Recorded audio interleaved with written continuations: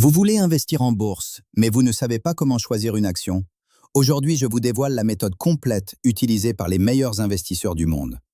La méthode repose sur deux piliers, l'analyse qualitative pour comprendre l'entreprise et l'analyse quantitative pour vérifier les chiffres.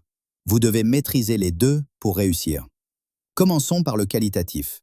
La première question à vous poser, c'est de savoir expliquer en deux phrases simples comment cette entreprise gagne de l'argent. Si vous n'y arrivez pas, passez votre chemin. Ensuite, vous devez analyser les tendances du secteur. Est-ce que l'industrie est en croissance ou en déclin? Une excellente entreprise dans un secteur mourant reste un mauvais investissement. Le management est crucial. Vous cherchez trois qualités chez les dirigeants. L'intégrité pour la confiance, l'intelligence pour les bonnes décisions et l'énergie pour exécuter la vision. Les dirigeants doivent aussi être alignés avec les actionnaires. Vérifiez s'ils possèdent des actions de leur propre entreprise.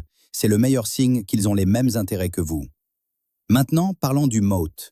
C'est l'avantage concurrentiel durable qui protège l'entreprise contre ses rivaux. Sans moat, les profits attirent des concurrents qui grignotent vos marges. Il existe 5 types de moat. L'effet de réseau comme Facebook ou Visa, les coûts de changement élevés comme SAP ou Salesforce, et l'avantage de coûts comme Amazon ou Costco. Les deux derniers moats sont les marques puissantes qui créent une fidélité émotionnelle et les brevets ou licences réglementaires qui bloquent légalement l'entrée des concurrents.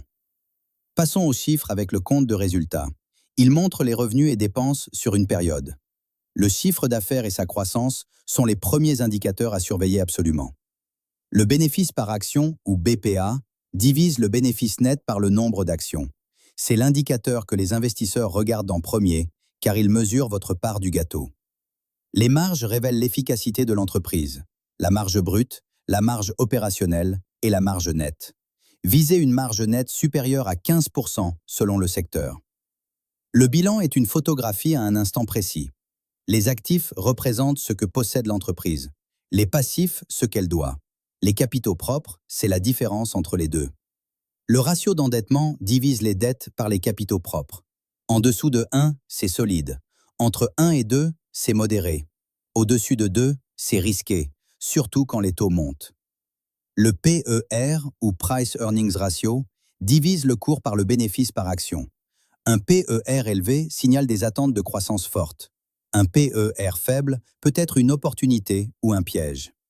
Pour vous donner des repères, le PER moyen du CAC 40 est entre 12 et 18. Celui du S&P 500, proche de 25 début 2025, selon les secteurs. Le free cash flow est l'argent réel généré. C'est le flux de trésorerie opérationnelle moins les investissements. Un free cash flow positif et croissant est le signe d'une entreprise en bonne santé.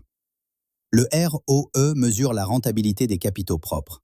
Au-dessus de 15%, c'est excellent. Cela signifie que l'entreprise génère des profits importants avec l'argent des actionnaires. Voici votre checklist finale en 9 points. Comprendre le business, analyser le secteur, vérifier le management, identifier le moat, contrôler croissance, marge, solidité, valorisation et diversifier. Rappelez-vous ce principe de Warren Buffett.